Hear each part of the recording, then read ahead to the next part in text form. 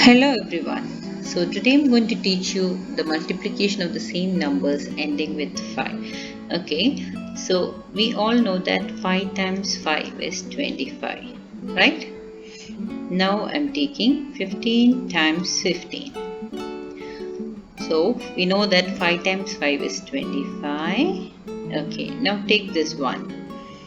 What is the number after 1? 2. So multiply 1 by 2. So 1 times 2 is 2. So your answer is 225. Now let's take another example. 25 times 25. Okay, we all know that 5 times 5 is 25. Okay, what is the number after 2? It is 3.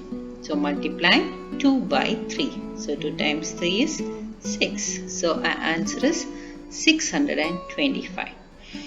Now what about 35 times 35?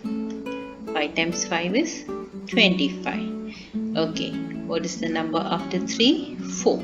So 3 times 4 is 12. Now you all can try other numbers by yourselves. Thank you.